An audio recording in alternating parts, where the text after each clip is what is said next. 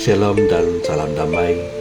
Bertemu kita kembali dalam renungan santapan firman Tuhan. Hari ini 18 Julai bersamaan hari Sabtu. Bacaan Injil Matius bab 12 ayat 14 hingga 21. Inilah Injil suci menurut Matius. Terpujilah Kristus. Sekali peristiwa, orang-orang Farisi bersekongkol untuk membunuh Yesus. Tetapi Yesus mengetahui maksud mereka, lalu menyingkir dari sana. Banyak orang mengikuti dia, dan ia menyembuhkan mereka semuanya. Dengan keras, ia melarang mereka memberitahukan siapa dia, supaya genaplah sabda yang disampaikan oleh Nabi Yesaya. Lihatlah, itu hambaku yang kupilih, yang kukasihi, yang kepadanya jiwaku berkenan. Rohku akan kurasakan, kucurahkan atas dia, dan ia akan memaklumkan hukum kepada sekalian bangsa. Ia tidak akan berbantah dan tidak akan berteriak. Suaranya tidak akan terdengar di jalan-jalan. Buluh yang patah terkulai tidak akan diputuskannya, dan sumbu yang pudar nyalanya tidak akan dipadamkannya, supaya ia menjadikan hukum itu menang. Kepadanya lah semua bangsa akan berharap. Injil Tuhan, dimuliakanlah Tuhan.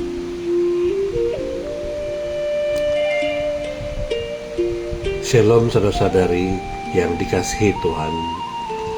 Dalam Injil hari ini, walaupun Yesus mengetahui bahwa orang Farisi sedang merancang untuk membunuhnya, dia tidak membalas dengan kemarahan atau dendam. Sebaliknya, Yesus mengundurkan diri dan terus menyembuhkan ramai orang. Namun, dia melarang mereka menghebahkan siapa dirinya. Mengapa?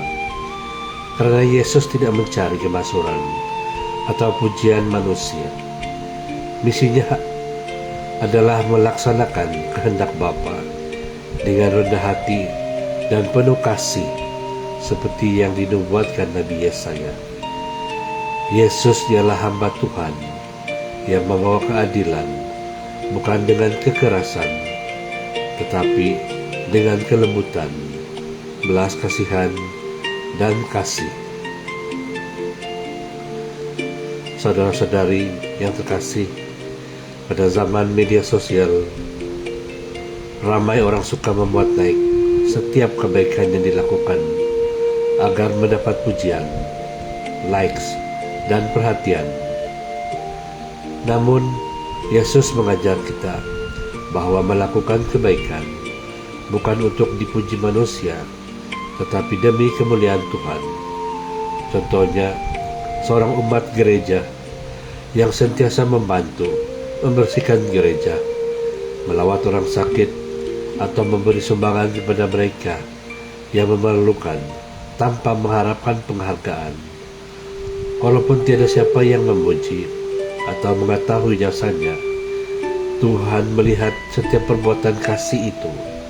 Begitu juga dalam keluarga, seorang ibu atau bapak yang setia berkorban demi anak-anak setiap hari mungkin tidak pernah menerima ucapan terima kasih, tetapi pengorbanan itu sangat berharga di mata Tuhan. Saudara-saudara yang terkasih, marilah kita meneladani Yesus dengan melayani dalam kerendahan hati, mengasihi tanpa mengharapkan balasan, dan melakukan kebaikan bukan untuk dikenali, tetapi supaya nama Tuhan dimuliakan. Dan sebagai renungan kita, adakah saya melakukan kebaikan untuk dipuji manusia, atau karena saya sungguh mengasihi Tuhan dan sesama? Marilah berdoa.